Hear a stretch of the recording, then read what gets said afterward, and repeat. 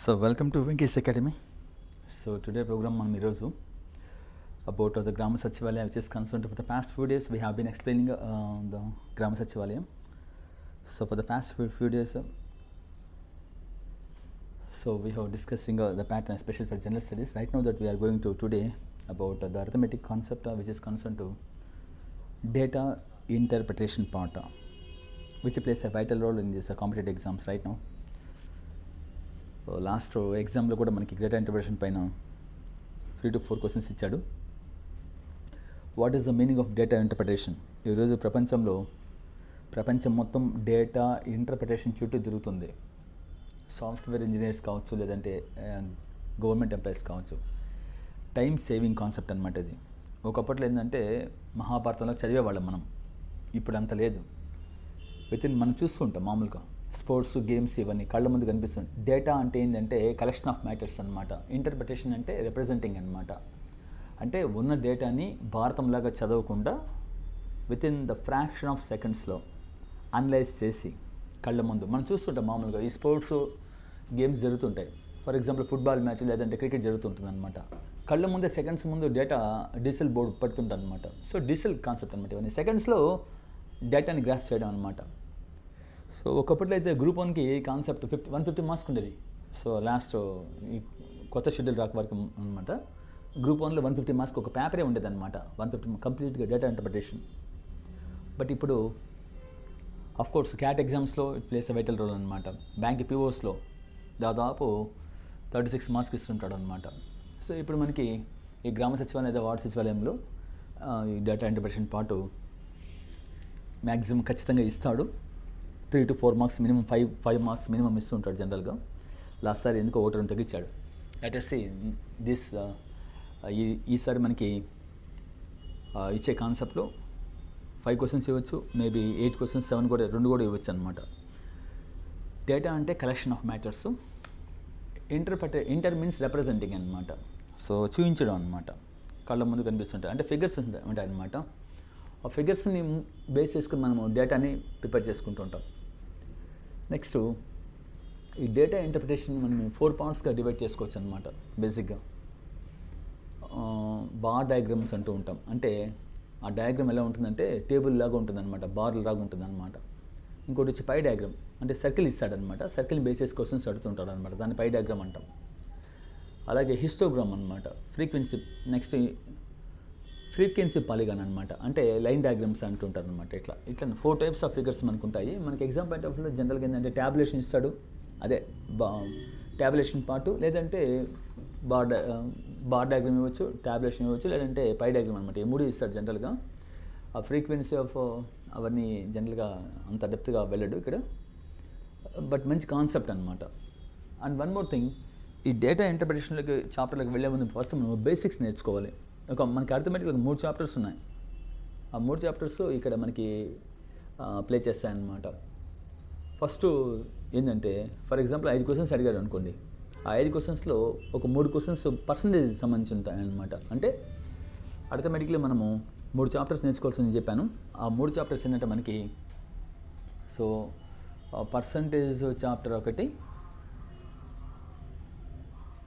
అలాగే రేషియో కనుక్కునే విధానం ఎట్లా, how to find about the percentage ఒకటి, how to find about the ratio ఒకటి, అలాగే యావరేజ్ ఎలా కనుక్కుంటాం. ఈ 3పైన జనరల్గా మనకి 5 క్వశ్చన్స్లో ఇక్కడే అయిపోతుంది అనమాట.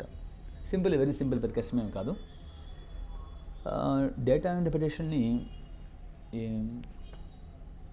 2 టైప్స్గా డివైడ్ చేసుకోవచ్చు మనం. క్యాలిక్యులేషన్స్ మెథడ్, మ్యానిపులేషన్స్ మెథడ్ అనమాట. అంటే చేయి పెట్టి చేసే విధానం ఒకటి, మ్యానిపులేషన్స్ అంటే చెయ్యి పెట్టకుండా కళ్ళతో చూసి ఆన్సర్ చేసే విధానం అదొకటి అనమాట. సో ఇప్పుడు మేము ఆఫ్లైన్ క్లాసెస్ అయితే మిమ్మల్ని కూర్చోబెట్టి కళ్ళ ముందు చేయి పెట్టకుండా ప్రాక్టీస్ చేయించి కళ్ళ ముందు ఆన్సర్ తెప్పిస్తాం. బట్ ఆన్లైన్ కదా, ఈ ఆన్లైన్లో ఎట్లా ఉంటుందంటే క్యాలిక్యులేషన్స్ మెథడ్ చెప్పాల్సి వస్తుంది బేసిక్గా. క్యాలిక్యులేషన్ లేకుండా మ్యానిపులేషన్ చెప్పాను అనుకోండి, సపోజ్ చేయి పెట్టకుండా, సో మీకు అర్థం కాకపోవచ్చు, బహుశా మళ్ళీ మీరు తిట్టుకుంటారు కూర్చొని. సో అందుకని I will explain the calculations method. చేయి పెట్టి టచ్ చేసేది ఒక సింగిల్ స్టెప్లో అనమాట. సో అలా చెప్తాము. మామూలుగా అయితే క్లాస్ వర్క్ అయితే ఆఫ్లైన్ మోడ్ అనమాట. పిల్లలు కూర్చొని ఉంటారు కదా, అక్కడ మేము ఆ టెక్నిక్స్ చెప్తూ ఉంటాం. ఆ టెక్నిక్స్ ఎలా అంటే ఆ నెంబర్ రాసి ఫిగరు చేయి పెట్టకుండా పర్సంటేజ్ కనుక్కునే విధానం నేర్చుకుంటూ ఉంటారు జనరల్గా. సరే చూద్దాం, లెట్ us see. ఇప్పుడు మనము పర్సంటేజ్ కనుక్కునే విధానం ఎట్లా, ఫస్ట్ ఆ బేసిక్స్ నేర్చుకుంటాం. అలాగే రేషియో కనుక్కునే విధానం ఎట్లా, యావరేజ్ కనుక్కునే విధానం ఎట్లా, ఆ 3 నేర్చుకుని ఆ 3 బేసిక్స్ అనమాట. ఒక 10-15 నిమిషాలు ఉంటుంది. తర్వాత మనం డేటా ఇంటర్ప్రిటేషన్ చాప్టర్లోకి వెళ్ళిపోతాం డైరెక్ట్గా. నెక్స్ట్ ఫస్ట్ క్వశ్చన్ చూడండి ఇక్కడ, వాట్ పర్సంటేజ్ ఈజ్ 40 ఆఫ్ 50 అంటున్నా కదా. వాట్ పర్సంటేజ్ అంటే ఎంత శాతము, ఈజ్ 40 కదా. ఈజ్ తర్వాత ఒక వాల్యూ ఉంది, ఆఫ్ తర్వాత ఒక వాల్యూ ఉంది. సో ఇక్కడ 40 అంటే ఇక్కడ బేసిక్ ఏంటంటే ఒక 2 న్యూమరికల్ వాల్యూస్ ఉన్నాయి చూడండి. 40 వేరు, 40% వేరు. సీ ద డిఫరెన్స్, వాల్యూ వేరు, పర్సంటేజ్ వేరు. ఇక్కడ మనకి in this sentence we had 2 numerical values అనమాట. 40 ఒకటి ఉంది, 50 ఒకటి ఉంది. ఇప్పుడు మనం బేసిక్గా చేయాలంటే వాట్ పర్సంటేజ్ అంటున్నాడు అంటే ఎంత శాతము. ఈజ్ 40 అంటే, ఈజ్ అంటే వర్బ్ అనమాట. వర్బ్ అంటే క్రియ, మనం చేయాల్సింది. ఆఫ్ అంటే ప్రీపోజిషన్, ప్రీపోజిషన్ అంటాం. ప్రీపోజిషన్ ఇంగ్లీష్లో అంటే ప్రీపోజిషన్ అంటే 50 తర్వాత దేని ముందు ఆఫ్ ఉంది, 50 ముందు ఆఫ్ ఉంది కాబట్టి ఆఫ్ అంటే ఇంగ్లీష్లో ప్రిపోజిషన్ అనమాట. అంటే 50 అనే ఒక స్థానము, 50 అనే విలువ యొక్క స్థానము మనకి తెలిసిపోయింది. ఏమని అంటే బేసిక్గా ఇక్కడ 2 నెంబర్స్ ఉన్నాయి. ఆ 2 నెంబర్స్లో ఏదో ఒక నెంబర్ ఆల్రెడీకి 100% సమానం అయిపోయి ఉంటుంది, ఏదో ఒక నెంబర్ అనమాట. ఇంకొక నెంబర్ అనేది మనం ఎంత పర్సెంట్ కనుక్కోవాలి. అది ఏ నెంబర్ కనుక్కోవాలి, ఏది 100% సమానం అయిపోయింటే దాన్ని ఫస్ట్ మనం గజెట్గా ప్రూవ్ చేసుకోవాలి. Once again see what percentage is of 40 of 50 which consists of here there is a 2 numerical values. Sir నేను తెలుగు మీడియము, ఇంగ్లీష్ మీడియము, ఏ మీడియం కావచ్చు, రెండు బైలింగ్వల్ చెప్తున్నా కాబట్టి తెలుగు మీడియం, ఇంగ్లీష్ మీడియం చెప్తున్నాడు అవన్నీ అనుకోవాల్సిన అవసరం లేదు. బైలింగ్వల్, అర్థమైనా? సో కాబట్టి ఇక్కడ 2 న్యూమరికల్ వాల్యూస్ ఉన్నాయి, 51, 41. అందులో ఏది 100% సమానం అంటే ఆల్రెడీ ఇక్కడ ఓఎఫ్ ఆఫ్ తర్వాత వచ్చే వాల్యూని మనము ఎప్పుడు కానీ 100%గా కన్సిడర్ చేయాలి. ఆఫ్ తర్వాత ఉండే వాల్యూ ఎంతైనా కావచ్చు, అది 100%కి సమానము. దాన్ని మనము పర్సంటేజ్ని ఎంత పర్సెంట్ కనుక్కోవాల్సిన అవసరం లేదు. ఆల్రెడీ ఇట్ వాజ్ ఎగ్జిస్టెడ్ అనమాట, కనుక్కునేసి ఉంటారనమాట. మరి మనం దేన్ని కనుక్కోవాలంటే ఈజ్ తర్వాత వాల్యూ ఏదైతే ఉందో దాన్ని కనుక్కోవాలి. ఇంకా గుడ్డిగా చెప్పాలంటే, బండగా చెప్పాలంటే క్వశ్చన్ స్టార్టింగ్లో ఏ నెంబర్ అయితే ఉందో దాన్ని మనం కనుక్కోవాలి, స్టార్టింగ్లో ఉండేది. సరే ఇక్కడ మనకి 2 వాల్యూస్ ఉన్నాయి కదా, ఈ 2 వాల్యూస్ ఎలా కనుక్కుంటా పర్సంటేజ్. నేను చేసేది ఇప్పుడు మ్యానిపులేషన్ మెథడ్, కోచింగ్లో మాత్రం అలా ఉండదు, ఆన్లైన్లో కాబట్టి ఇలా చెప్తున్నాను. సో ఇప్పుడు మనం కనుక్కోవాల్సింది ఏంటంటే క్వశ్చన్ స్టార్టింగ్లో ఏ నెంబర్ అయితే ఉందో దాన్ని మనం ఇది ఎంత పర్సంటేజు అంటే 40, ఇక్కడ 50 ఉంటే 50, 60 ఉంటే 60 అట్లా అనమాట. క్వశ్చన్ స్టార్టింగ్లో ఏ నెంబర్ అయితే ఉందో దాన్ని మనం పర్సంటేజ్ కనుక్కోవాలన్నమాట. అంటే 50 అనే విలువ 100% అయితే 40 అనే వాల్యూ ఎంత శాతము అంటున్నాడు క్వశ్చన్లో. కళ్ళు మూసుకొని మనం గుడ్డిగా క్వశ్చన్ స్టార్టింగ్లో ఏ నెంబర్ ఉందో దాన్ని మనం కనుక్కోవాలని అర్థం. మరి ఎలా కనుక్కోవాలంటే ఇప్పుడు 40 ఉంది, 50 ఉంది కదా, అది మనం ఎలా పడుతుందంటే మనం ఒక భిన్నం పడుతున్నాం అనమాట. భిన్నం అంటే ఫ్రాక్షన్, భయపడద్దండి. భిన్నం ఫ్రాక్షన్ అంటే 2 నెంబర్లు ఉన్నాయి కదా, ఆ 2 నెంబర్లో లవంలో ఒక నెంబర్ పడాలి, హారంలో ఒక నెంబర్ పడాలి, న్యూమరేటర్లో ఒక నెంబర్ పడాలి, డినామినేటర్ ఒక నెంబర్ పడాలి. ఏది పడాలి పైన అంటే దేన్ని మనం కనుక్కోవాల్సింది 40 15 అంటే ఏ నెంబర్ని కనుక్కోవాలనో ఆ నెంబర్ని మనం పైన వేసుకోవాలి. సో స్టార్టింగ్లో ఉండేది కళ్ళు మూసుకొని 40 కాబట్టి 40 పైన వేసుకోవాలి. ఎప్పుడైనా సరే స్టార్టింగ్లో ఉండే వాల్యూ పైన పడుతుంది, చివరిలో ఉండే వాల్యూ కింద పడిపోతుంది. మీరు మ్యాథ్స్ కావచ్చు, బీకామ్ కావచ్చు, ఏదైనా కావచ్చు, గుడ్డిగా కాన్సెప్ట్ అనమాట. ఇంకేం చేయాలి, పర్సంటేజ్ అడిగింది కాబట్టి ఇంటూ 100 వేసుకుంటే సరిపోతుంది. అది కాన్సెప్ట్ అనమాట. జనరల్గా అయితే ఈ చేసే విధానం మ్యానిపులేషన్స్లో వేరే అనమాట, మేము ఎలా చెప్పము, ఆ ట్రెండే వేరే అనమాట. సరే చూద్దాం. ఇప్పుడు 0 0 క్యాన్సిల్ కొడుతున్నాం కదా, 5 1s 5 2s 0, 4 2 8, 8 పక్కన పెడితే 80 అంటే 80%. మనం ఏం కనుక్కుంది ఇప్పుడు మనకి 80 కనుక్కున్నాం. ఎవరు 80% అంటే 40 అనమాట కనుక్కుంది మనం. ఆల్రెడీ 50 నీ కనుక్కోవాల్సిన అవసరం లేదు కదా. ఎందుకు కనుక్కోవాల్సిన అవసరం లేదంటే ఆఫ్ అంటే ప్రీపోజిషన్. 50 ఆఫ్ తరుగుతుండే వాల్యూని నువ్వు ఎప్పుడు కానీ ఎంత పర్సెంటేజ్ కనుక్కోవాల్సిన అవసరం లేదు. That already it was existed for 100% అనమాట. Just we have to find the first value which percentage అనమాట. అయ్యా క్వశ్చన్ మీనింగ్ ఏంటంటే అయ్యా 50 అనేది 100% అయితే 40 అనే వాల్యూ ఎంత పర్సెంటేజ్ అంటే 80% అనమాట. ఇక్కడ చూద్దాం. So what percentage is of 50 of 40. So ఇప్పుడు మనకి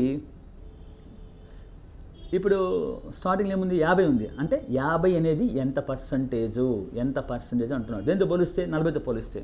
అంటే ఇప్పుడు ఒరిజినల్ వాల్యూ ఏంది, ఆఫ్ తర్వాత ఉండే వాల్యూ ఎప్పుడు కానీ డినామినేటర్లో హారంలో వేసుకోవాలి. కనుక్కోవాల్సింది పైన వేసుకోవాలి.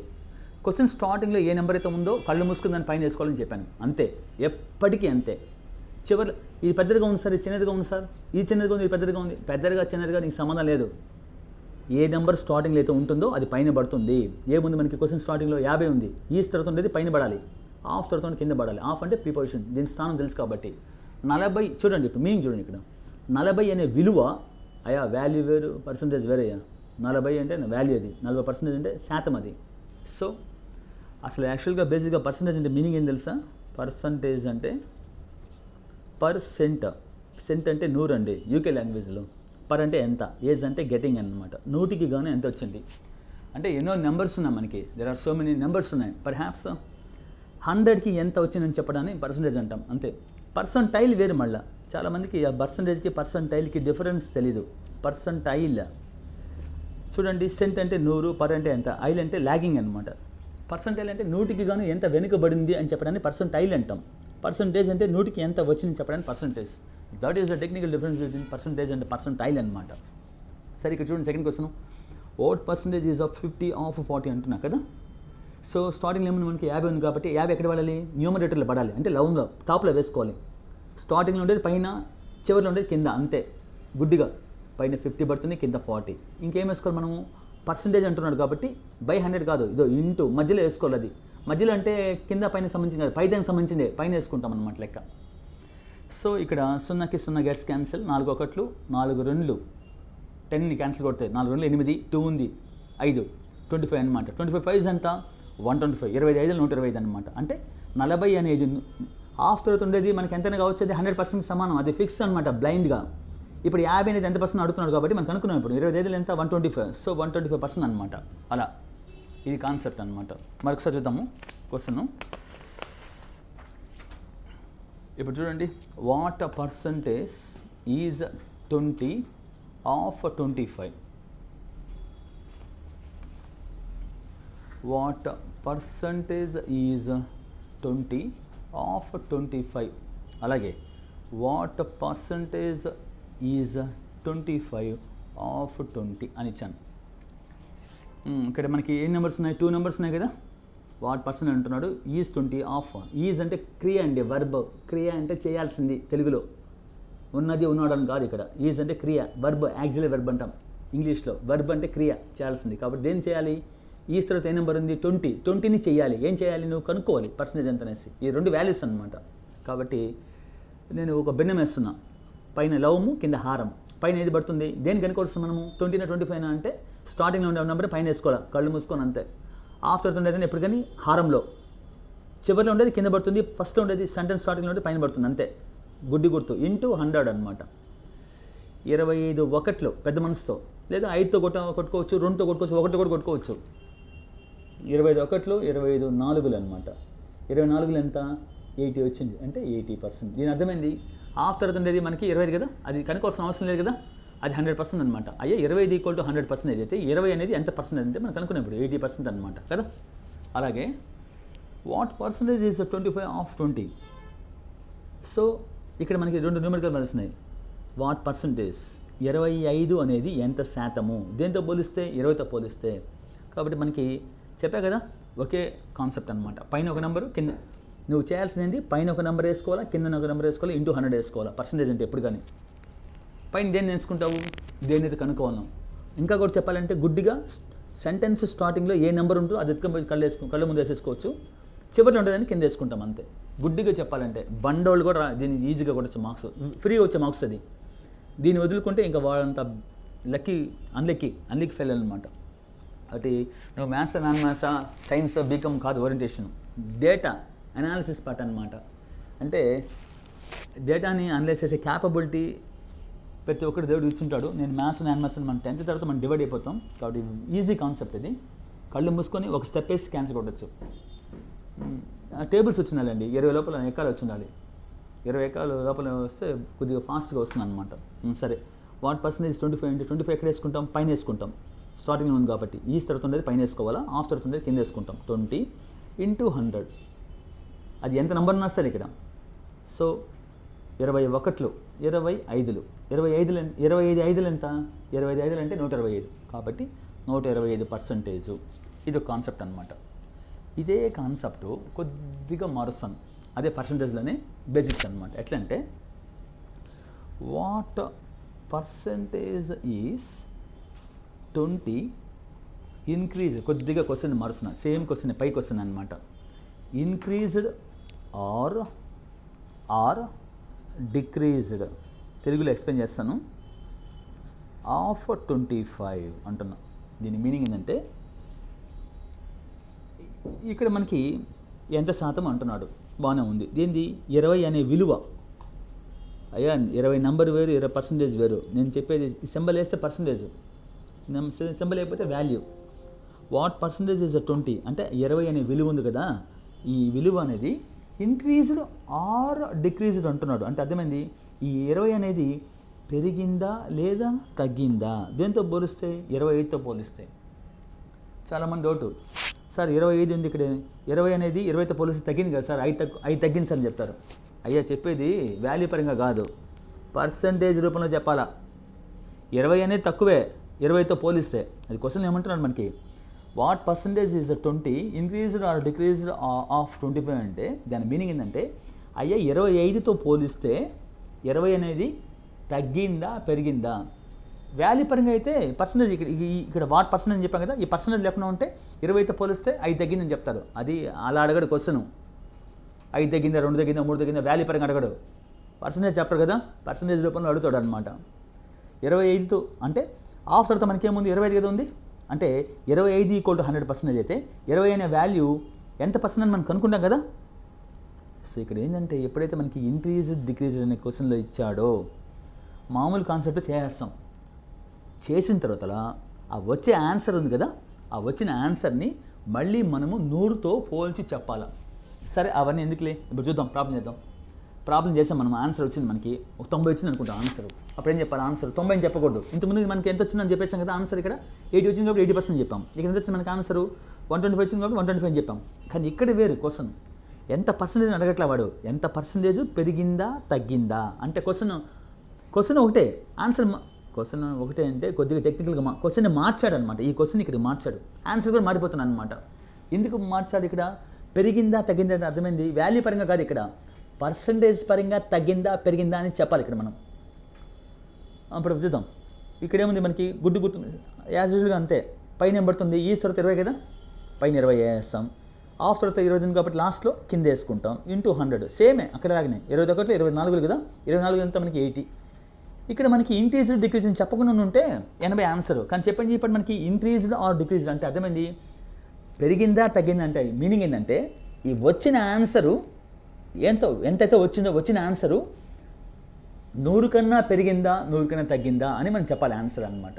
అర్థమైందా, ఈ వచ్చిన ఆన్సర్ ఎంతైతే ఉందో ఆ వచ్చిన ఆన్సర్ని 100తో పెరిగిందా తగ్గిందా అన్నప్పుడల్లా దేనికి పెరిగింది తగ్గిందా, 100 కన్నా పెరిగిందా ఈ వచ్చిన ఆన్సరు, లేదా 100 కన్నా తగ్గిందా. పెరిగుంటే పెరిగిందని చెప్పాలా, 100 కన్నా పెరిగుంటే పెరిగిందని చెప్పాలా, 100 కన్నా తగ్గుంటే తగ్గిందని చెప్పాలా. కాబట్టి ఆ ఆన్సర్ మనకి 80 కాదండి, 100 కన్నా తగ్గింది కదా. ఎంత తగ్గింది, 20 తగ్గింది కాబట్టి ఏం చెప్పాలి మనము, డిక్రీజ్డ్ బై 20% అని చెప్పాలి. వచ్చిన ఆన్సర్ని చెప్పకూడదు. ఇక్కడైతే మనం వచ్చిన ఆన్సర్ చెప్పాం. ఎందుకు చెప్పాము, ఇంక్రీజ్ డిక్రీజ్ చెప్పలేదు కాబట్టి వాట్ పర్సంటేజ్ అంటే డైరెక్ట్ ఆన్సర్ వచ్చేస్తుంది. What percentage increase or decrease అంటే ఆ వచ్చిన ఆన్సర్ మనకి 80% వచ్చింది, దాన్ని మన ఆన్సర్ చెప్పకూడదు. ఏం చెప్పాలి, 100కి ఎంత తగ్గింది, ప్రతిసారి వచ్చిన ఆన్సర్ని 100తో పోల్చి చెప్పాలి. 100కి తగ్గింది ఎంత తగ్గింది, 20 తగ్గింది కాబట్టి 20% తగ్గుదల తెలుగులో అయితే. సో ఇంగ్లీష్లో 20% డిక్రీ, ఉత్త 20% చెప్పినా కూడా ఆన్సర్ రాదు, మళ్ళీ తప్పు. 20% యూ షుడ్ స్పెసిఫై, పక్కాగా తగ్గుదల అని చెప్పాలా తెలుగులో అయితే. ఇంగ్లీష్లో అయితే 20% డిక్రీజ్ చెప్పాలా. ఒకవేళ నీకు ఆన్సర్ 90% వచ్చింది అనుకుంటాం, సపోజ్ క్వశ్చన్ చేశాను నువ్వు, అప్పుడు ఏం చెప్పాలి మళ్ళీ మనము, వాట్ పర్సంటేజ్ ఇంక్రీజ్ డిక్రీజ్ అంటే వచ్చిన ఆన్సర్ 90 కదా, మనకి 19 చెప్పకూడదు ఆన్సర్, డిక్రీజ్డ్ బై 20% అని చెప్పాలా. లేక నీకు 115 వచ్చిన ఆన్సరు, అప్పుడేం చెప్పాలి ఆన్సరు, పెరిగింది కాబట్టి 100 కన్నా 100తో పోల్చి చెప్పాలా. 100 కన్నా పెరిగింది, ఎంత పెరిగింది, ఇంక్రిమెంట్ అనమాట, 15 పెరిగింది కాబట్టి ఇంక్రీజ్డ్ బై 15%. ఒకవేళ మనకి ఆన్సర్ 130 వచ్చిన ఆన్సరు చెప్తాం, అప్పుడు ఈ క్వశ్చన్ చెప్పాలా, వాట్ పర్సంటేజ్ ఇంక్రీజ్ డిక్రీజ్ అంటే 100 కన్నా ఎంత పెరిగింది ఇక్కడ అంటే we should express the answer as increment or decrement. పెరిగుంటే పెరిగిందని చెప్పాలా 100 కన్నా, తగ్గుంటే తగ్గిందని చెప్పాలా 100తో పోల్చి అనమాట. ఇప్పుడు ఏం చెప్పాలి మనం ఇక్కడ 130 వస్తే సపోజ్ ఇంక్రీజ్డ్ బై 30% అని చెప్పాలి. అట్లా ఒకవేళ 99% వచ్చిన ఆన్సరు 100 కన్నా తగ్గింది కదా, ఎంత తగ్గింది? 1% తగ్గింది కాబట్టి డిక్రీజ్డ్ బై 1% అంటాం అనమాట. లేదు ఒకవేళ ఇంక ఆన్సర్ 100 వచ్చింది అనుకుంటాం, 100 వచ్చేసింది, అప్పుడేం చెప్పాలా? సో ఒరిజినల్గా వచ్చేసింది కాబట్టి ఆన్సరు పెరిగిందా తగ్గిందా అని క్వశ్చన్ అడిగారు అనుకోండి, so there is no increment decrement అనమాట, అంటే నో చేంజ్ అని చెప్పాలా, సేమ్ అనమాట. అలా కూడా వస్తుంటాయి ఆన్సర్ అనమాట. So for example next question చూద్దాం. What percentage is 25 increased or decreased of 20 అంటున్నా. ఇదేంటి మీనింగు? కళ్ళు మూసుకొని మనం ఫస్ట్ వేసేసుకుంటాం, ఒక స్టెప్పే కదా పర్సంటేజ్ అంటే 10 స్టెప్పులు ఏముండదు, ఒక స్టెప్ అంతే, సింగిల్ స్టెప్ చెప్పడం ఫ్యాకల్టీ లక్షణం. అది ఒక నెంబర్ అంటే ఫస్ట్ నెంబర్ ఈజ్ తరుతుండే నెంబర్ 25 ఉంది కాబట్టి కళ్ళు పైన వేసుకుంటాం, న్యూమరేటర్లో లవంలో వేసుకుంటాం. హాఫ్ తరుతుండేది చివరిలో ఉండేది కింద వేసుకుంటాం. ఇంటూ ఎందుకు వేసుకోవాలి? ఇంటూ 100 అంటే వాట్ పర్సంటేజ్ అంటున్నాడు కాబట్టి ఇంటూ పర్సంటేజ్ వేసుకుంటాం. కానీ పెరిగిందా తగ్గిందా అంటున్నాడు, అంటే అర్థమైందంటే వచ్చిన తర్వాత ఆన్సర్ని కనుక్కున్న తర్వాత చాలామంది ఏంది 25 అంటే 20తో పోలిస్తే పెరిగింది సార్, 5 పెరిగింది సార్ అని చెప్తుంటారు. అయ్యా ఇక్కడ వాల్యూ కదా చెప్పాల్సింది, percentage. We have to express the increment or decrement in terms of the percentage, not the value. So first 21s 21 25 ఎంత 125 అనమాట. మనకేమొచ్చిన ఆన్సర్ 125. ఇక్కడ మనకి ఇంక్రిమెంట్ డిక్రిమెంట్ చెప్పకుండా ఉంటే వాట్ పర్సెంట్ అంటే 125 ఆన్సరు. కానీ ఇంక్రీజ్ డిక్రీజ్ అని చెప్పాడు కదా, అంటే అప్పుడు ఏం చేయాలి? మనం వచ్చిన ఆన్సర్ని 100తో పోల్చి చెప్పాలి. 100 కన్నా పెరిగింది ఆన్సరు, పెరిగింది. ఎంత పెరిగింది? 25% పెరిగింది కాబట్టి ఏం చెప్పాలా? Increased by 25%. మొత్తం 25% అని చెప్పినా కూడా ఆన్సర్ ఇవ్వడు. షుడ్ ఎక్స్ప్రెస్ ఇంక్రీజ్డ్ బై 25% అనమాట. అలా కాబట్టి ఇలాంటివన్నీ మనకి డేటా ఇంటర్ప్రిటేషన్లో క్వశ్చన్స్ అడుగుతుంటారు అనమాట. వాట్ పర్సంటేజ్ వేరు, వాట్ పర్సెంట్ ఇంక్రీజ్ డిక్రీజ్ అని వేరు, అర్థమైనా? సో మనం అట్లే కంటిన్యూ చేస్తాం. ఒక క్వశ్చన్ చూద్దాం. What percentage is 200?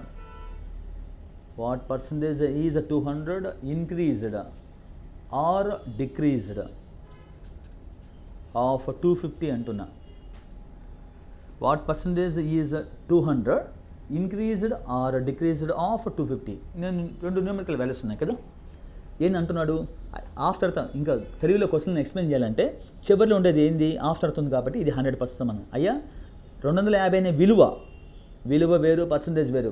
250 అనే విలువ 100%కి సమానమైతే 200 అనే విలువ 100%తో పోలిస్తే ఎంత తగ్గిందా పెరిగిందా?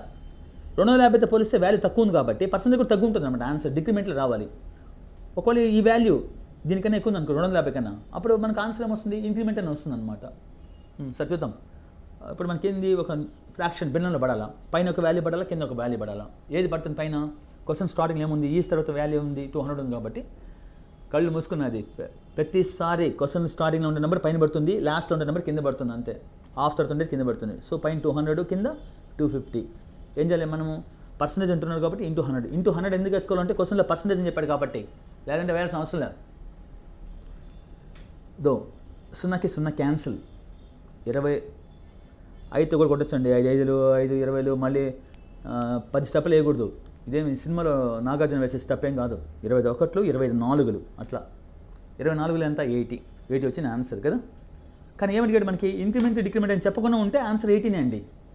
ఇంక్రీజ్ డిక్రీజ్ చెప్పాడు కాబట్టి అంత అర్థమైందంటే అయ్యా వచ్చిన ఆన్సరు అంటే ఇది 100% కదా 250. ఈ 100% కన్నా ఇది తగ్గిందా పెరిగిందా తగ్గిందా అంటే అర్థమైంది. ఈ వచ్చిన ఆన్సరు ఈ 100 కన్నా తగ్గింది ఇక్కడ 100తో పోలిస్తే తగ్గింది. ఎంత తగ్గింది? 20 తగ్గింది కాబట్టి ఏం చెప్పాలి ఆన్సర్ మనము?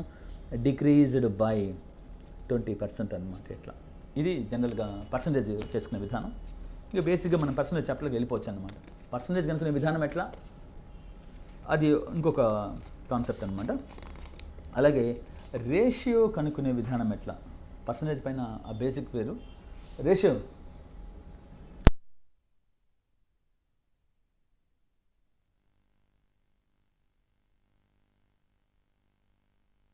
నెక్స్ట్ రేషియో ఎట్లా కనుక్కుంటాం?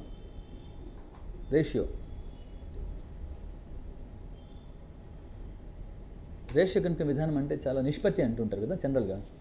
ఆ నిష్పత్తి కనుక విధానం కూడా వేరండి. ఎగ్జామ్ పాయింట్ ఆఫ్ అడిగే విధానం వేరు. మనకి ఇక్కడ చూడు, for example 20 is how many times that of 50. ఇది కాన్సెప్ట్. ఇది simple. 20 is how many times that of 50.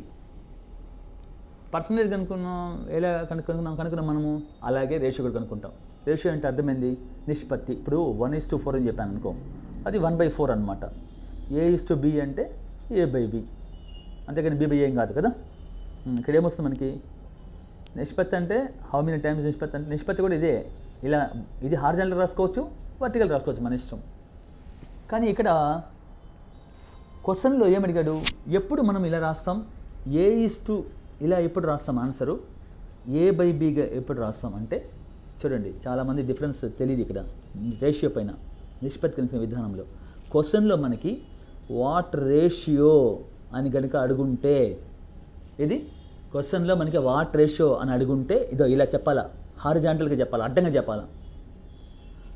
How many times అని చెప్పాడు అనుకోండి, హౌ మెనీ టైమ్స్ అంటే ఎన్ని రెట్లు తెలుగులో. హౌ మెనీ టైమ్స్ అని చెప్తే ఇలా చెప్పకూడదు, అడ్డంగా చెప్పకూడదు. A/B అంటే భిన్న రూపంలో చెప్పాలి. అది రేషియో కనుక విధానం. The ratio, how to find about the ratio means which can be classified two parts అనమాట, 2 కేటగిరీస్గా. నిష్పత్తి కనుక్కునే విధానం 2 రకాలు. అడ్డంగా కనుక్కునేది ఎప్పుడు, నిలువుగా కనుక్కునేది ఎప్పుడు. అడ్డంగా అంటే A:2Bగా రాస్తాం, నిలువుగా అయితే A/Bగా రాస్తాం. మరి ఏ సందర్భంలో ఎలా చేస్తాం అనేది నీ ఇష్టం వచ్చినట్టు చేయకూడదు, డిపెండ్స్ అపాన్ ద క్వశ్చన్ అనమాట. ఇప్పుడు నేను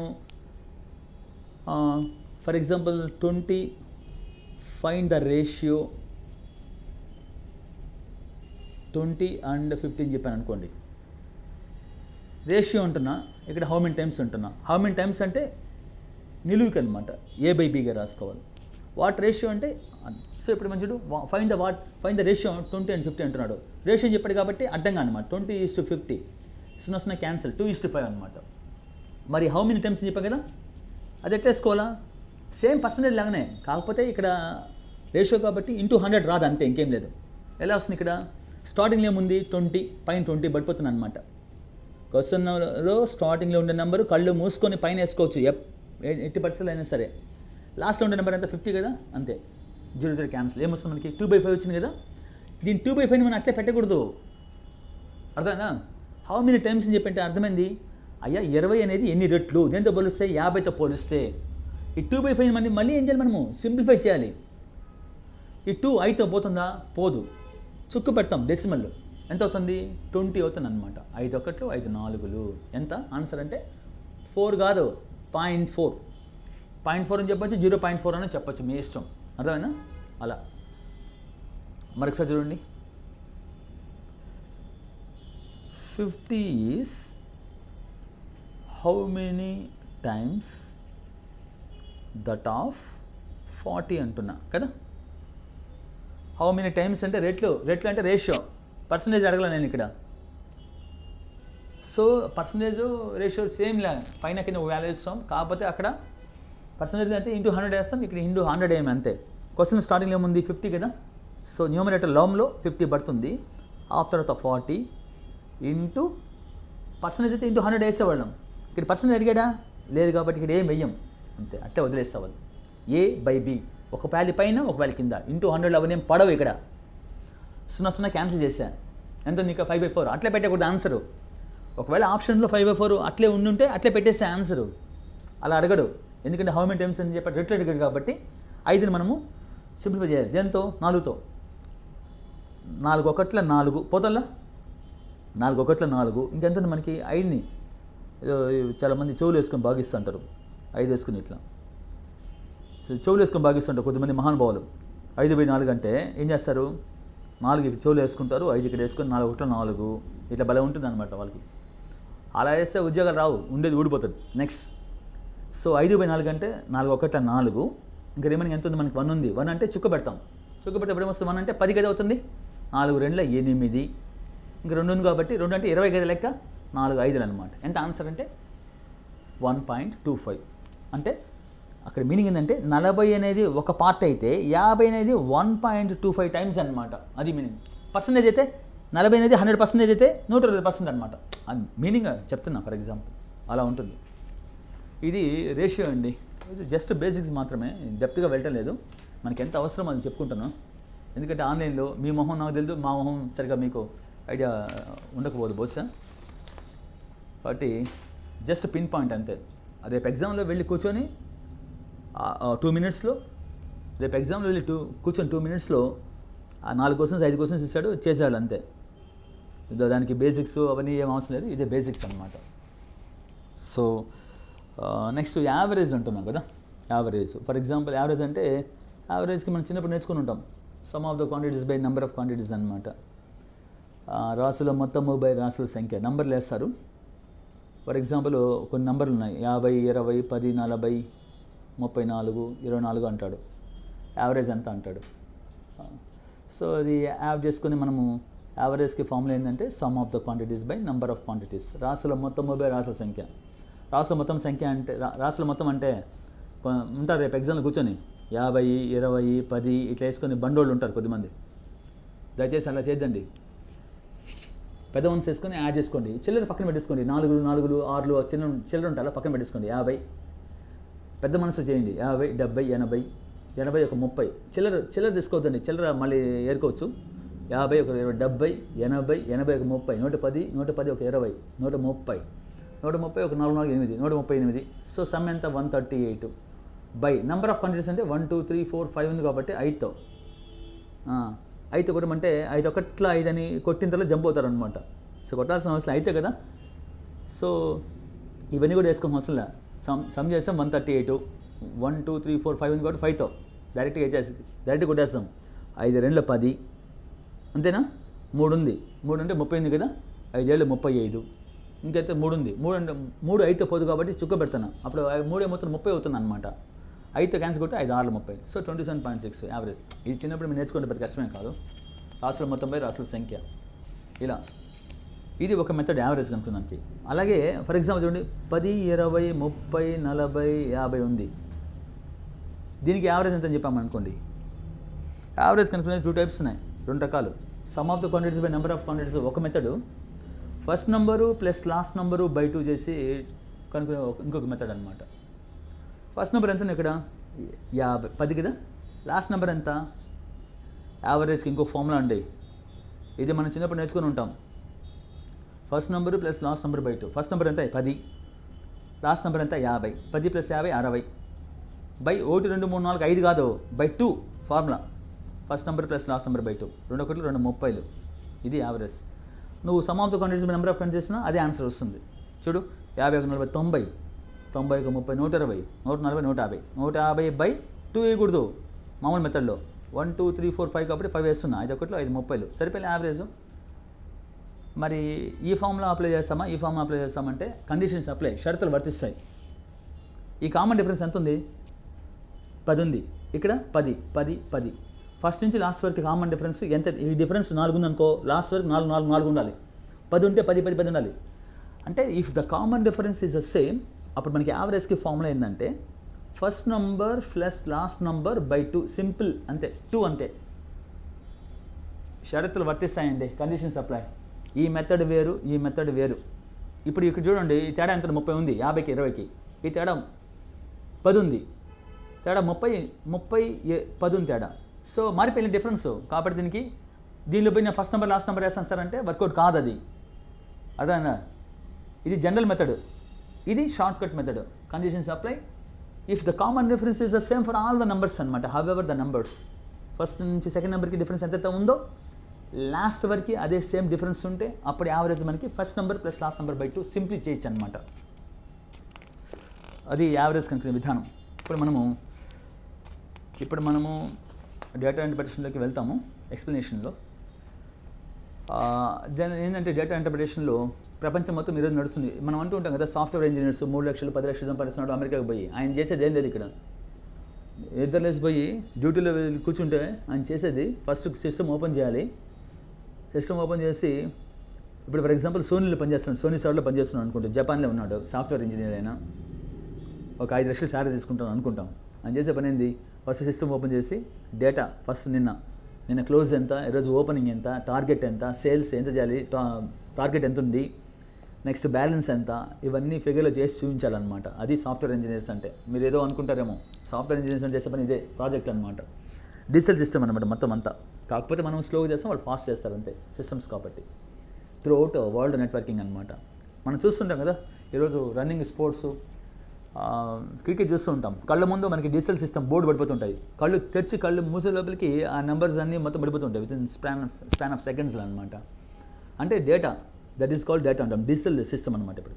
ఇప్పుడు ఈరోజు ఈ జగన్మోహన్ రెడ్డి రిఫార్మ్స్, మన ముఖ్యమంత్రి గారు గ్రామ సచివాలయం, ఇంత పాండమిక్ సిచ్యువేషన్స్లో కూడా ఒక పక్క ప్రజలందరూ కొద్దిమంది ఎవరైతే ఈ బారిన పడి సిక్కిగా ఉండి కొద్దిమంది చనిపోతున్నా కూడా, వేల కేసులు వచ్చినా కూడా, సో ప్రజలకి ఈ గ్రామ సచివాలయం నుంచి సేవలు అందించాలని ఒక మంచి సంకల్పంతో ఈరోజు మీకు సెప్టెంబర్ 20th ఎగ్జామ్ అనౌన్స్ చేశారు. ఎగ్జామ్ ఎట్టి పరిస్థితుల్లో పోస్ట్ పోనే ఛాన్సే లేదు, ఆల్రెడీ అనౌన్స్ చేశారు. కలెక్టర్ గారు మొత్తం సెంటర్స్ని అలాట్ చేసుకుంటూ మొత్తం షెడ్యూల్ మొత్తం జరిగిపోతున్నాయి. రీసెంట్గా నిన్న కూడా గెజెట్ నోటిఫికేషన్ ఇచ్చారు. And one more thing, the aspirants should ఎగ్జామ్కి సెప్టెంబర్ 20th వచ్చేవాళ్ళు మీరందరూ ఖచ్చితంగా శానిటైజర్ చేతిలో ఉండాలి, మాస్క్ ఉండాలి, వాటర్ బాటిల్ మీరే తెచ్చుకోవాలి. మీకు వాటర్ బాటిల్ మధ్యలో కాఫీ టీలు అవన్నీ మీకు ఏమీ అందించరు, మంచి నీళ్ళు గ్లాస్ కూడా అందించరు. ఒకవేళ మీరు నీళ్ళు తెచ్చుకోకుండా ఒళ్ళు బరువు అక్కడ దాగారనుకోండి, కరోనా ఉన్న వాళ్ళు ఎవరైనా ఉన్నారనుకోండి, సో ఎగ్జామ్తో పాటు మీకు కరోనా కూడా వచ్చేస్తుంది. సో కాబట్టి you should maintain the social distance. అక్కడ ఏం తాగద్దండి, మీరు తెచ్చుకోండి వాటర్ బాటిళ్ళు, తెచ్చుకునేసి మీరు ఎగ్జామ్ సెంటర్కి చక్కగా వెళ్ళండి. ఇంత కష్టపడి మనం వెళ్తున్నాం, టార్గెట్ అనమాట. కాబట్టి గవర్నమెంట్ మంచి సంకల్పంతో 20th ఎగ్జామ్ అనౌన్స్ చేసేస్తుంది కాబట్టి మనం కూడా చక్కగా కష్టపడి, పెద్ద కష్టమేం కాదు ఎగ్జామ్ ఇప్పుడు ప్రజెంట్ పేపర్స్. ఒకప్పట్లో అంటే జనరల్ స్టడీస్ అంటే ఓఎమ్మ హిస్టరీ పాటు మొఘళ్ళు, చింతకాయలు, బాబర్లు, బీరకాయలు అవన్నీ చదువుకోవడం. మనకి ఇప్పుడు అవన్నీ లేదు. ప్రజెంట్ ట్రెండ్, కరెంట్ ట్రెండ్ ఈరోజు టెక్నాలజీని బేసిస్ కోసం ఇస్తున్నాడు అనమాట. కాబట్టి science and technology plus economy, monetary policies అంతే ఎక్కువగా దాని మీద ఫోకస్ చేస్తున్నారు. తర్వాత మనకి హిస్టరీ పైన లైఫ్ కరెంట్ ఈవెంట్స్కి సంబంధించి లింక్ ఇస్తున్నాడు. కాబట్టి మనమేమి అవన్నీ చదవాల్సిన పాత హిస్టరీ అవన్నీ మన అవుట్డేటెడ్ అవన్నీ ప్రజెంట్ ట్రెండ్కి ఇస్తున్నాడు. కాబట్టి స్కీమ్స్ అవన్నీ చక్కగా నేర్చుకొని పోయి ఈసారి స్కీమ్స్ మిస్ చేయకుండా విమెన్ ఎంపవర్మెంట్ 73-74 పైన ఆర్టికల్ అవి తీసుకొని చక్కగా నేర్చుకొని వెళ్తే సరిపోతుంది. మీకు దాని మీద కూడా సార్ అనౌన్స్ చేస్తారు. Nothing to worry, no need to worry about. And one more thing, tomorrow we're coming to a big debate, especially for the గ్రామ సచివాలయం. You please pass a message to friends also. We are commencing the program at 10 o'clock tomorrow morning on Sunday, on the behalf of a Sunday, the big debate about the general studies. No need to worry. So out of 150 మనకి 150 మార్క్స్లో మనకి దాదాపు 120 plus మనకి general studies పై నుంచి possibility ఉంది. కాబట్టి most probably మేము ఎక్కువగా general studies మీద కాన్సన్ట్రేట్ చేస్తున్నాం. మీన్వైల్ ఇటువంటి కాన్సెప్ట్స్ కూడా మన డేటా ఇంటర్ప్రిటేషన్లో మనం 5 క్వశ్చన్స్ ఎక్స్పెక్ట్ చేస్తున్నాం లాస్ట్ పేపర్ని బట్టి. But the thing is 10 marks కూడా ఇచ్చిన ఆశ్చర్యపోవాల్సిన అవసరం లేదు. కాబట్టి please keep the concentration especial for data interpretation right now. So ఇక్కడ మనకి ఈ డేటా ఇంటర్ప్రిటేషన్ని జనరల్గా ఏంటంటే 4 పార్ట్స్గా డివైడ్ చేస్తూ ఉంటారు ఎగ్జామ్ పాయింట్ ఆఫ్ వ్యూలో. సో ఫస్ట్ పాయింట్ ఏంటంటే పై డయాగ్రామ్ అంటాం. పై డయాగ్రామ్ అంటే తెలుగులో ఇది సర్కిల్లో ఉంటుంది కదా, సర్కిల్ బేస్ చేసి డేటా వచ్చి దేనిలో ఉంటుందంటే సర్కిల్లో ఉంటుంది అనమాట. సర్కిల్ బేస్ చేసి కింద ఒక 5 క్వశ్చన్స్ ఇస్తుంటారు అనమాట, సర్కిల్ బేస్ చేసి. దాన్ని ఏమంటామంటే పై డయాగ్రామ్ అంటాం. ఇంకోటి బార్ డయాగ్రామ్ అనమాట. బార్ డయాగ్రామ్ అంటే ఎలా ఉంటుందంటే ఇలా ఉంటుంది. బార్లుగా ఉంటుంది కాబట్టి బార్ డయాగ్రామ్ అంటాం. ఇంకోటి ట్యాబులేషన్ అనమాట. ట్యాబులేషన్ ఇది ఎలా ఉంటుందంటే చూడండి, టేబుల్ ఉంటుంది కదా, ఇలా రోస్ అండ్ కాలమ్స్ అనమాట, ట్యాబులేషన్ అంటాం. ఇంకోటి వచ్చి లైన్ డయాగ్రామ్స్ ఉంటాం. లైన్ డయాగ్రామ్స్ అంటే ఏదో లైన్ ఫ్రీక్వెన్సీ అంటాం కదా, ఇలా ఉంటుంది, ఇలా లైన్ డయాగ్రామ్ అనమాట. సో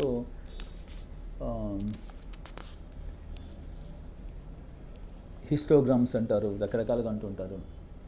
పాలిగన్, ఫ్రీక్వెన్సీ పాలిగన్ అంటుంటారు, రకరకాలుగా అంటుంది. సో ఇది కాన్సెప్ట్ అనమాట. సో మనకి ఎగ్జామ్ పాయింట్ ఆఫ్ వ్యూలో లాస్ట్ టైం ఏమడిగాడంటే ఈ జనరల్గా అడిగేది మనకి ట్యాబులేషన్ అడగచ్చు, బార్ డయాగ్రామ్ అనొచ్చు, లేదంటే పై డయాగ్రామ్ అనొచ్చు, ఏదైనా అడగచ్చు వాళ్ళ ఇష్టం. బట్ బేసిక్స్ తెలుసుకుంటే చాలా పెద్ద కష్టమేం కాదు. చూద్దాం. ఈరోజు నేను ఎక్స్ప్లెయిన్ సింగిల్ స్టెప్లో మనం చేసే విధానం చెప్పే కదా. డేటా ఇంటర్ప్రిటేషన్ అంతా సింగిల్ స్టెప్పే ఉంటుంది. కళ్ళు మూసుకొని చక్కగా ఆన్సర్ పెట్టచ్చు. జస్ట్ క్వశ్చన్ డేటా అంటే బాగా చదివి ఒక సింగిల్ స్టెప్పే అండి దానికి కష్టం. దీని కనుక ఎవరైనా క్వశ్చన్ ఆన్సర్ చేయకుండా మిస్ చేసుకున్నారా రేపు ఎగ్జామ్లో, వాళ్ళంత బ్యాడ్ లక్ ఇంకొకటి ఉండరు. నో ఐఎమ్ గోయింగ్ టు ఒక 1 minute గ్యాప్ ఇస్తాను, 2 minutes. మీకు ఈ పై డయాగ్రామ్ని ఫిగర్లో నేను చూపించి ఎక్స్ప్లెయిన్ చేస్తాను ఎలా చేయాలని.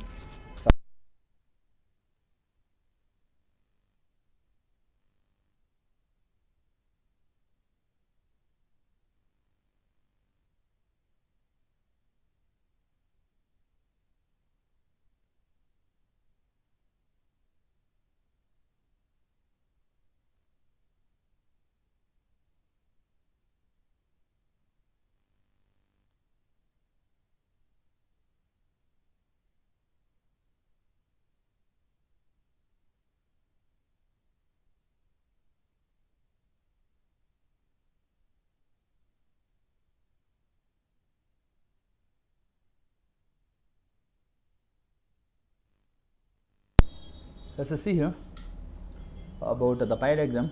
So I'm going to explain about the pie diagram here. A pie diagram నేను చూపిస్తాను చూడండి ఇక్కడ కాస్త.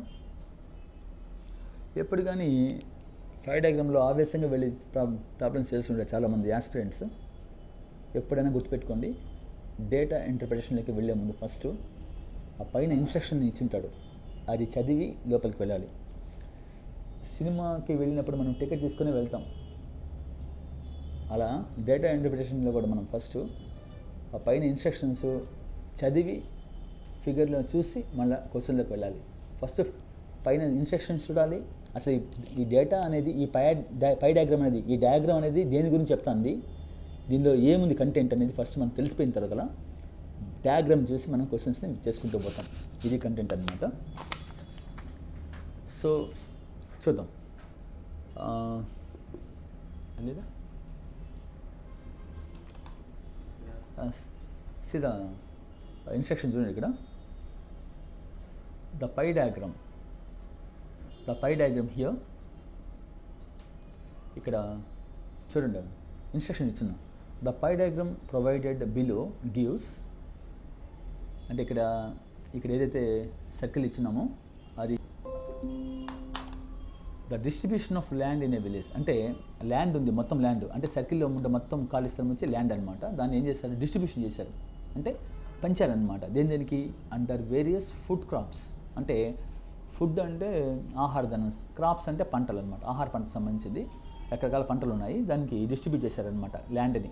ఇప్పుడు చూడండి, ఒక సర్కిల్ని మనం తీసుకున్నాం అనుకోండి, టోటల్ సర్కిల్ని. ఇప్పుడు ఈ సర్కిల్ లోపల మనకేముంది చూడండి, లోపల వాల్యూస్ యాంగిల్లో ఉన్నాయి. ఒక సర్కిల్ తీసుకున్నప్పుడు టోటల్ యాంగిల్ కనుక ఉంటే 360 degrees సమానం మొత్తం యాంగిల్ అనమాట. టోటల్ యాంగిల్ సర్కిల్, ఈ సర్కిల్ యాంగిల్లో కాకుండా పైన పర్సంటేజ్ ఉందనుకోండి, సర్కిల్ పరంగా పైన పర్సంటేజ్ ఉందనుకోండి, సపోజ్ లోపల 10%, 5% అట్లా యాంగిల్లో లేకుండా, అప్పుడు మొత్తం పర్సంటేజ్ మనం యాడ్ చేస్తే 100% సమానం అవ్వాలి. That is the technical difference between percentage in the angle అనమాట. యాంగిల్ పరంగా చెప్పినప్పుడు 100% యాంగిల్ కాదండి. చాలామంది యాంగిల్ని 100 అంటుకుంటారు, తప్పది. కోణం పరంగా ఇచ్చుంటే లోపల ఫిగర్ లోపల డిఫరెంట్ కేటగిరీస్ అనమాట. సో ఇప్పుడు మనకి ఇచ్చినట్టు ఇక్కడ చూడు 72, 72 వీళ్ళంతా మొత్తం అన్ని యాడ్ చేస్తాం అనుకోండి, ఎన్నైనా ఇవ్వచ్చు. ఆ మొత్తం కలిపి యాడ్ చేస్తే మనకి 360 సమానం. మళ్ళీ రూల్ అది. యాంగిల్ సర్కిల్ యొక్క మొత్తం సర్కంఫరెన్స్, వృత్త పరిధి మొత్తం చుట్టుకొలత 360 degrees కాబట్టి 360 సమానం అవ్వాలి. అలా కాకుండా లోపల మనకి యాంగిల్ పరంగా కాకుండా, కోణం పరంగా కాకుండా పర్సంటేజ్ రూపంలో ఇచ్చినట్టు 72%, 10%, 5% మొత్తం కలిపి యాడ్ చేసినప్పుడు 100% సమానం అవ్వాలి. అది రూల్ అనమాట. సరే ఇక్కడ యాంగిల్ ఇచ్చాడు, పోనీ మొత్తం ఎంత, మొత్తం ఏరియా వచ్చి మనకి 360 degrees అనమాట. అందులో రకరకాల పంటలు, వేరియస్ ఫుడ్ క్రాప్స్ అంటున్నాడు. ఇది ఫస్ట్ మనం బాగా అనలైజ్ చేసుకుని క్వశ్చన్లకు వెళ్ళిపోయామంటే 2 నిమిషాల్లో క్వశ్చన్స్ చేయొచ్చు. పెద్ద కష్టమే ఇది. 4 క్వశ్చన్స్ చేయడం పెద్ద కష్టమేం కాదు. చాలామంది బండోళ్ళు ఏంటంటే ఈ క్వశ్చన్ ఇన్స్ట్రక్షన్ చూడకుండా, ఇక్కడ ఏం చూడకుండా చిన్న పిన్ పాయింట్ కూడా అక్కడ ఉంటుంది. ఒక్కోసారి వాల్యూస్లో ఇచ్చాడా, పర్సంటేజ్ ఇచ్చాడా, యాంగిల్ ఇచ్చాడా, అసలు ఏం అర్థం కాకుండా క్వశ్చన్ చేస్తుంటారు చాలామంది. ఇది క్వశ్చన్ చేయడం ఈజీ అండి. ఇది అనలైజ్ చేయడానికి మీకు ఫర్ ఎగ్జాంపుల్ ఇది చేయడానికి 10 minutes పడుతుంది అనుకోండి, ఇది చేయడానికి నీకు 5 minutes పడుతుంది అనుకోండి. 5 minutesలో 2 నిమిషాలు మీరు డేటాకి కేటాయించండి. ఫస్ట్ 3 నిమిషాలు మన క్వశ్చన్స్ అని చేసేవచ్చు, పెద్ద కష్టమే కాదు. అదేముంది, ఒక స్టెప్ కదా questions easy, but data analyse చేసుకోవడం ఫస్ట్. సరే, మొత్తం ఏరియాని రకరకాల ఫుడ్ క్రాప్స్, వీట్ అంటే గోధుమలు, రైసు అంటే మొత్తం 340 కదా. అందులో వీటికి 72 ఇచ్చాడు, రైస్కి 72, అదర్స్ అంటే కాకుండా బార్లీకి 36 ఇచ్చాడు, జోవర్కి 18, బాజ్రా అంటే ఈ సద్దలు ఇట్లాంటివి, మైజ్ అంటే మైదా, అదర్స్ అంటే ఇంకా ఇతర అనమాట 99 ఇచ్చాడు అనమాట. సరే, ఇవన్నీ మనకి అనవసరం. స్టడీ ద పై చార్ట్ అంటున్నాడు కేర్ఫుల్లీ. నేను ఫ్యాకల్టీ కాబట్టి మీకు ఇవన్నీ ఊరికి ఎక్స్ప్లెయిన్ చేస్తున్నా. మామూలుగా రేపు ఎగ్జామ్లో మీరు ఇవన్నీ ఇంత మరీ దారుణంగా చూడాల్సిన అవసరం లేదు, అర్థమైపోతుంది మీకు ఇక్కడ. టోటల్ మొత్తం యాంగిల్ 360 ఒక ఇచ్చినాడు. ఎన్ని మొత్తం సెక్టర్స్ ఇచ్చినాడు, ఎన్ని 1 2 3 4 5 6 7 ఇచ్చాడు సెక్టర్స్. సరే, స్టడీ ద పై చార్ట్ అంటున్నాడు, అంటే పై చార్ట్ని చదవమన్నాడు, కేటగిరీస్ అనమాట. Carefully answer the questions. ఇవన్నీ చూడాల్సిన అవసరం లేదు. Distribution of areas in acres under various food crops అంటున్నాడు. ఇది మనం చూడాల్సింది main concept. Distribution of areas అంటే పంచున్నాడు, ఏరియా అంటే స్థలాన్ని, రకరకాల ఇన్ ఏకర్స్ అనమాట, అండర్ క్రాప్స్ అంటున్నాడు, రకరకాల ఫుడ్ కేటగిరీస్కి. So first question, which combination of the three groups contribute 50% of the total under the food crops. Question బాగా అనలైజ్ చేసుకోవాలి. మీకు తెలుగులో క్వశ్చన్ పేపర్ ఉంటుంది, ఇంగ్లీష్లో ఉంటుంది కాబట్టి గ్రామ సచివాలయం కానీ వార్డు సచివాలయం కానీ మీరు బాధపడాల్సిన అవసరం లేదు. తెలుగులో అయితే కొద్దిగా గజిబిజిగా ఇస్తూ ఉంటాడు, ఇంగ్లీష్లో అయితే కరెక్ట్గా డైరెక్ట్గా వచ్చేస్తాడు అనమాట. ఇంగ్లీష్లో ఇండైరెక్ట్గా ఇచ్చే ఛాన్స్ లేదు, డైరెక్ట్గా ఉంటుంది. కానీ మన వాళ్ళు ఏంటంటే తెలుగు అని తెలుగు బుక్ ఎత్తుకొని తిరుగుతూనే ఉంటారు కూర్చొని. ఆ ఎగ్జామ్ వెళ్ళేప్పటికి క్వశ్చన్లో కాస్త అనలైజింగ్ కొద్దిగా తేడా వస్తుంది. అయ్యా, మీరు తెలుగు మీడియం కావచ్చు, చిన్నప్పటి నుంచి తెలుగు మీడియం, ఇప్పుడు కూడా తెలుగు మీడియం అనుకుంటే పర్లేదు, ఏం కాదు. క్వశ్చన్ అన్న కనీసం ఇంగ్లీష్ మీడియం చదవండి. ఎగ్జామ్ రాసేటప్పుడు మాత్రం ఇంగ్లీష్లో చూడండి క్వశ్చన్. ఎందుకంటే ఇంగ్లీష్లో క్వశ్చన్ ఎప్పుడు కానీ డైరెక్ట్గా ఉంటుంది, తెలుగులోనే తిప్పించి మళ్ళీ అడుగుతుంటాడు. కన్ఫ్యూజ్ అయ్యే ఛాన్సెస్ తెలుగులో ఎక్కువ ఉంటుంది, కానీ ఇంగ్లీష్లో అయ్యే ఛాన్సెస్ లేదు. By using my better experience more than 25 years in this competitive field I'm expressing you once again. సరే, విచ్ కాంబినేషన్ అన్నాడు, 3 క్రాప్స్ అంట. ఇక్కడ మనకి ఆప్షన్లు ఏమి ఇచ్చాడు, ఫస్ట్ ఆప్షన్లో 3 ఇచ్చాడు, సెకండ్లో 3 ఇచ్చాడు, థర్డ్లో ఇచ్చాడు, ఫోర్త్లో ఇచ్చాడు. 3 ఆప్షన్స్, 3 ఒకదానిలో 3 ఇచ్చాడు అనమాట. ఏమంట, which combinations of 3 crops contribute 50% of the total area. Total area అంటే ఎంత, మొత్తం టోటల్ అంటే మొత్తం అనమాట. మొత్తం అంటే ఎంత మనకి, పర్సంటేజా యాంగిలా, లోపల ఇచ్చిన యాంగిల్ కాబట్టి మనం యాంగిల్ గురించే మాట్లాడాలి, పర్సంటేజ్ అన్న మాట రాకూడదు క్వశ్చన్లో, పర్సంటేజ్ అడిగితే తప్ప. కాబట్టి మనకి టోటల్ యాంగిల్ ఎంత, మనకి 360 degrees అనమాట, 360 degrees టోటల్ 360 degrees అన్నీ మొత్తం కలిపితే. అందులో ఏం చెప్పాడు, అయ్యా నేను ఇక్కడ 3 ఆప్షన్లు ఇచ్చినాను, 3 క్రాప్లు ఇచ్చినాను, 3 కేటగిరీస్, ఆ 3 కలిపితే ఏమంటే 50% అవ్వాలంట. దేనిలో, మొత్తం ఎంత అంటే 100% కాదండి, 360 degrees యాంగిల్ ఇచ్చారు కాబట్టి 360లో 50% ఎంత, మనకి సగం కదా. 360లో సగం అంటే 180 అనమాట. అంటే ఇప్పుడు మనము ఇక్కడ ఆప్షన్స్ని చెక్ చేసుకుంటూ రావాలి. ఫస్ట్ ఆప్షన్ని, second option, third option, fourth option అలా చెక్ చేసుకుంటూ రావాలి. ఏ ఆప్షన్లో ఉండే మనం 3 కలిపి యాడ్ చేస్తే, యాంగిల్ యాడ్ చేస్తే 180కి సమానం అవ్వాలి. 50% కదా అడిగింది, అందుకని అనమాట. చూద్దాం వీట్ ఎంత ఉంది చూడు. ఫస్ట్ ఆప్షన్ తీసుకుంటున్నా, వీట్ అనేసి. వీట్ ఎంత ఉంది 72, బార్లీ ఎంత ఉంది 72, బార్లీ 36 కదా. చూద్దాం 72 ఎంత, 144 అంతే కదా. ఫస్ట్ రైసు, వీటు, బార్లీ అని చెప్పాడు. 70 140, 140 30, 170, 6 1 2 8 8 10, 170 10 180 సరిపోయినా. సో కాబట్టి మనకి ఏంది ఆప్షన్, థర్డ్ ఆప్షన్ అంతే కదా. ఫోర్త్ ఆప్షన్కి వెళ్తామా, వెళ్ళు, ఫోర్త్ ఆప్షన్కి కూడా వెళ్ళు, మళ్ళీ చెయ్యి. కొద్దిమంది ఉంటారు బండలు, ఆన్సర్ థర్డ్ ఆప్షన్ నుంచి ఆన్సర్ వచ్చేసిందంటే వెళ్ళిపోవాలి ఇంకా అంతే, ఫోర్త్ ఆప్షన్కి వెళ్ళకూడదు, అర్థమైనా. సో ఫోర్త్ ఆప్షన్ మనం టచ్ చేయాల్సిన అవసరం లేదు. 1 2 3 4 చేసుకుంటూ వస్తాం. ఇంకా చేసే విధానం ఇంకా స్టైల్ ఉంది. ఇప్పుడు చూడు, అన్నిట్లో రైస్ వీటి కామన్గా ఉంది, దాన్ని చూసి కూడా చెప్పేయచ్చు ఆన్సర్. నెక్స్ట్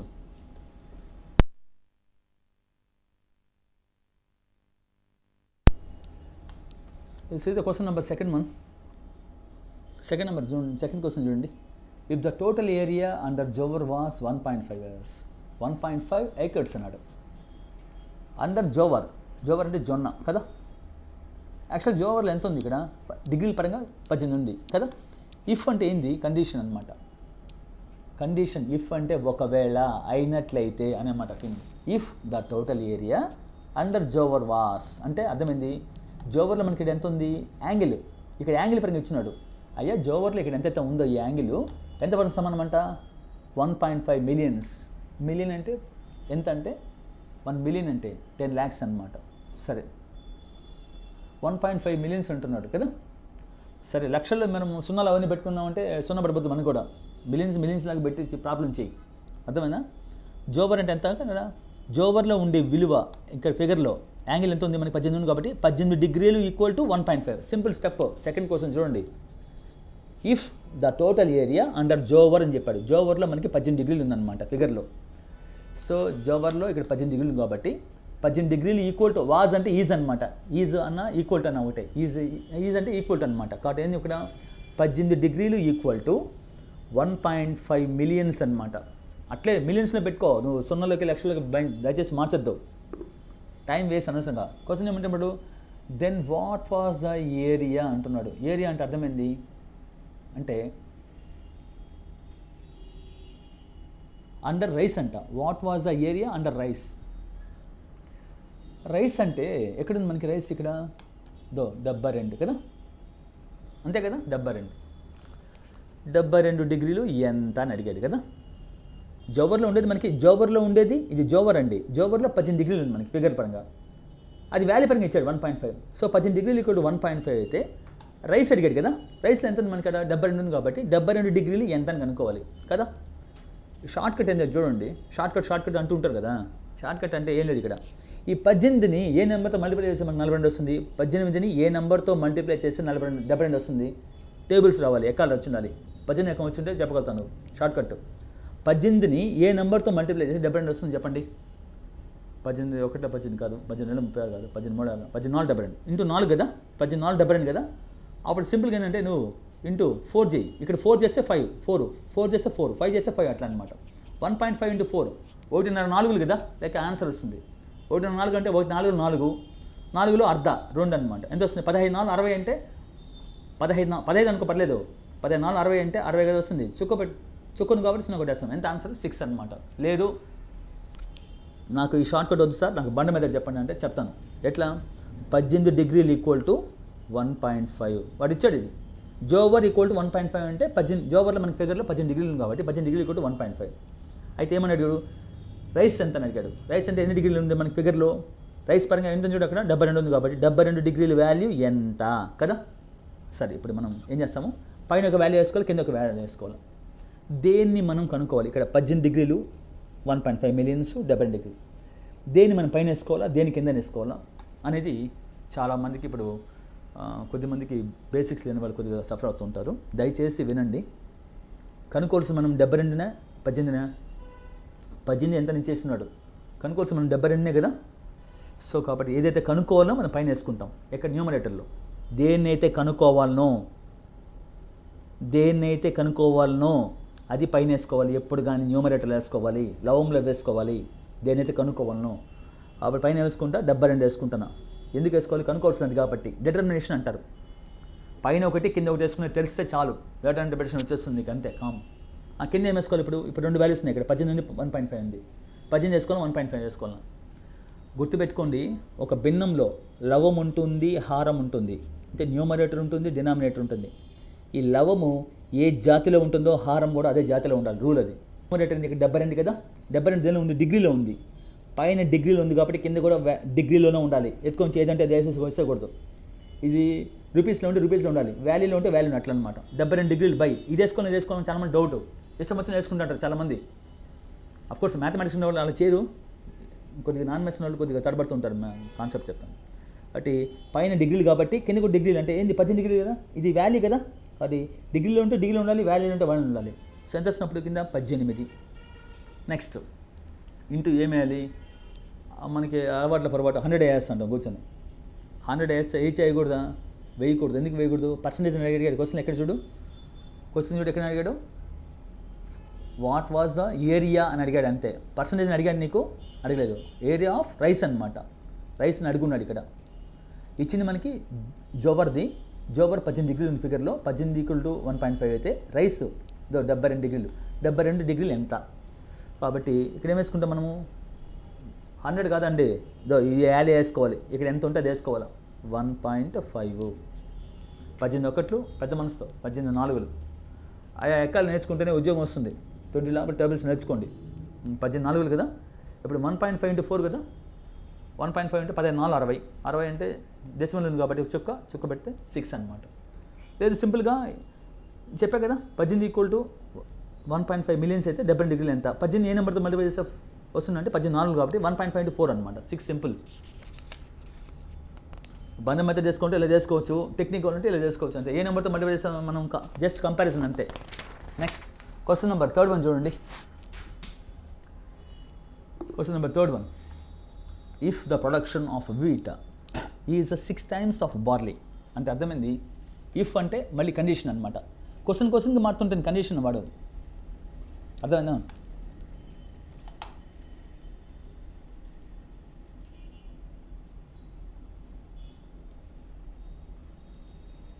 క్వశ్చన్ చూడండి. If the production of wheat, అడిగేది ఎవరి గురించి? వీట్ గురించి అడుగుతున్నాడు.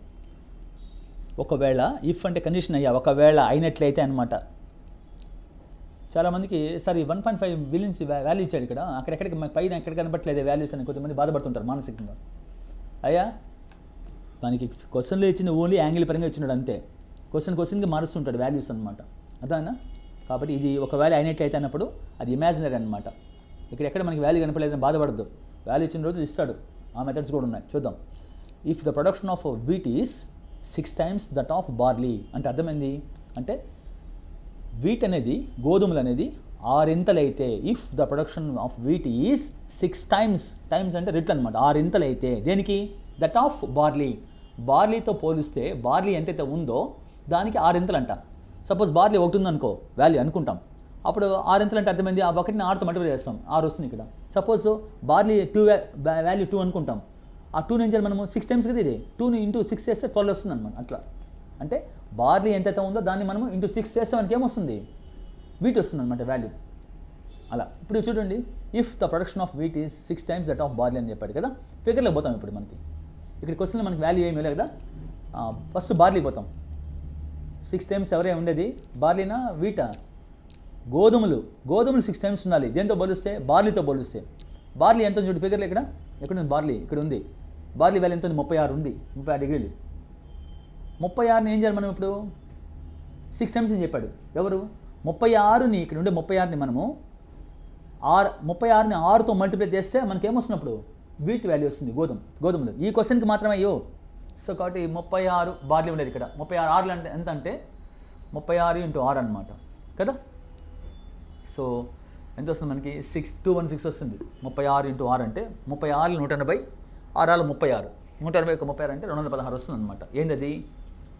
వీట్ అనమాట, గోధుమలు 216 అనమాట. Then what is the ratio yield per wheat and barley అంటున్నాడు కదా. So then what ratio yield per acre of